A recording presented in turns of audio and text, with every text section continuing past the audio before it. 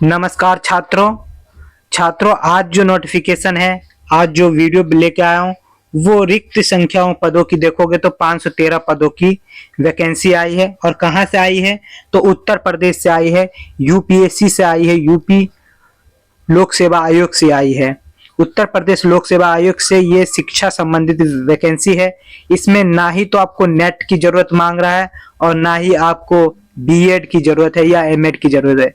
आप सीधे अपने क्वालिफिकेशन के आधार पर फॉर्म फिल कर सकते हो। और इस फॉर्म की आप देखोगे तो लास्ट डेट भी 2/1/2025 है। तो अभी भी आपके सामने 20 दिन है। मैं 10 दिन बाद वीडियो बना रहा हूँ। ऑनलाइन जो आवेदन करने की तारीख थी वो 2/12 से शुरू हो चुकी है। अगर आपका कुछ भी गलती होता है तो आपको ऑनलाइन आवेदन में सुधार करने के लिए आपको 7 दिन का समय दिया जाएगा, उसमें भी आप सुधार कर सकते हो। अब आते जैसे इस फॉर्म में कई सारे सीट की बात है, तो इस फॉर्म में आप देखोगे तो टोटल सीट जो है 513 सीटों पर वैकेंसी है। कितना? 513 सीटों पर वैकेंसी आई है। और सभी इसकी पे स्केल मतलब कि आप देखोगे तो 60-70 हजार से ऊपर है पे स्केल, तो अच्छी सैलरी भी है। इसमें क्रम वाइज हम देख लेते हैं एक बार। तो इस फॉर्म को भरने के लिए आप क्या करोगे, ओटीआर आपको बनाना पड़ेगा और इस वाले वेबसाइट पर जाके आप फॉर्म भर सकते हो। दूसरा क्या है, ओटीआर जब आपका बन जाएगा तो उसके लिए आपको यूजर एडवर्टीजमेंट और अप्लाई पर जाके अप्लाई करके ही आप ओटीआर बना सकते हो। और इसमें क्या है, आवेदन शुल्क ना अलग अलग है। जैसे कि आवेदन शुल्क देखोगे, अनारक्षित, आर्थिक रूप से कमजोर और अन्य पिछड़ा वर्गों के लिए 200 रुपया है। और उसके जो प्रक्रिया जो ऑनलाइन का था उसको लगा के 225 है। अनुसूचित जाति और अनुसूचित जनजाति के लिए 105 रुपया है। दिव्यांग जनों के लिए 25 रुपया है। भूतपूर्व सैनिक जो होगा उसके लिए 105 रुपया है। स्वतंत्रता सेनानी है या महिला, उसके लिए कोई श्रेणी मतलब कोई पैसा नहीं है। और रिक्त पदों की संख्या कितनी है, तो रिक्त पदों की संख्या आप देखोगे 513 पदों पर वैकेंसी आई है।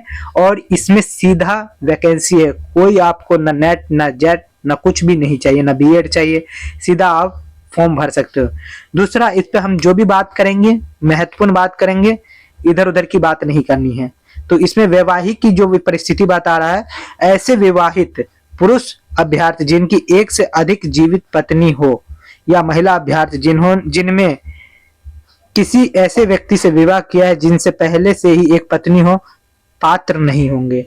तो एक से ज्यादा जो वैवाहिक व्यक्ति है वो इस फॉर्म को नहीं भर सकता। समझ लिया आपने? अगर एक है तो फॉर्म भर सकता है। शैक्षिक अर्हता में क्या है कि शैक्षिक अलग अलग सबकी है।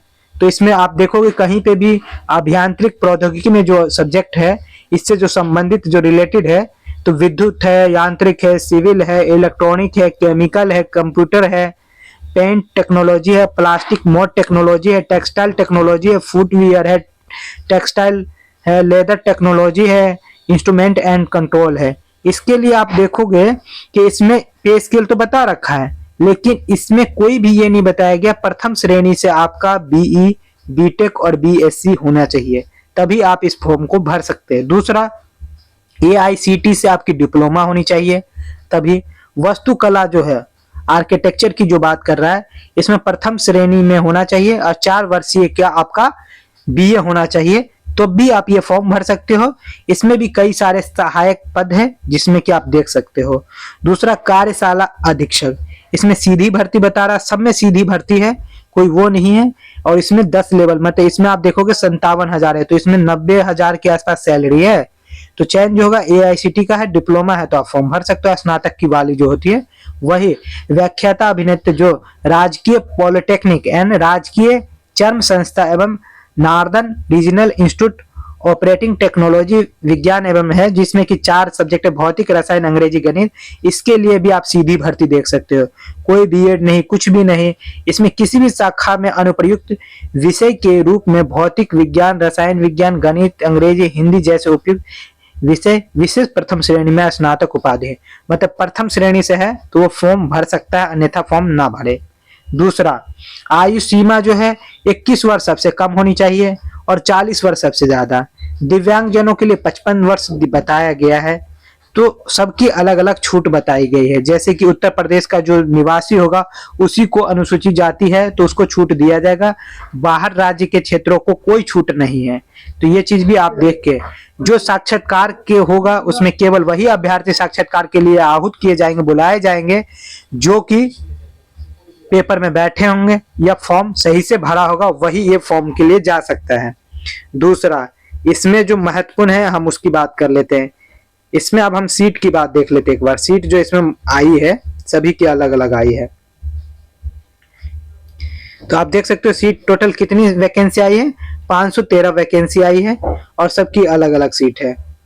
जैसे कि यांत्रिक अभियंत्री जो इसके लिए 140 सीट है, इसमें आरक्षित, अनुसूचित जाति, अनुसूचित जनजाति जो अलग है, ईडब्ल्यूएस है, इन सब की, दिव्यांगजन है, भूतपूर्व सैनिक है, महिला है, स्वयं सेवक है, तो उन सब की अलग अलग ये चीजें आई है। विद्युत अभियंत्री में भी 52 सीट है, सब में अलग अलग बटा हुआ है। सिविल इंजीनियर उसमें 62 सीट है। इलेक्ट्रॉनिक्स अभियंत्री में 77 सीट है। केमिकल अभियंत्री में 14 सीट है। कंप्यूटर में 43 है। पेन टेक्नोलॉजी में आप देखोगे तो 3 है। प्लास्टिक मोड में 1 सीट है। टेक्सटाइल टेक्नोलॉजी में 4 सीट है। फुटवियर में 3 सीट है। टेक्सटाइल केमिस्ट्री में 1 सीट है। लेदर टेक्नोलॉजी में 1 सीट है। इंस्ट्रूमेंट एंड कंट्रोलर में देखोगे तो 1 सीट है। कार्यशाला अधीक्षक में 10 सीट है। वास्तुकला आर्किटेक्चर में 6 सीट है और भौतिकी में 24 सीट है। रसायन में 21 सीट है। अंग्रेजी में 18 सीट है और गणित में 32 सीट है। टोटल 513 सीटों पर वैकेंसी है। ना ही नेट ना ही पेट, कुछ जरूरत नहीं, सीधी वैकेंसी है। जो छात्र इच्छुक है वो जरूर इस फॉर्म को भरे। अगर वीडियो अच्छी लगे तो चैनल को लाइक भी जरूर करिए और सब्सक्राइब भी जरूर करिए। धन्यवाद दोस्तों।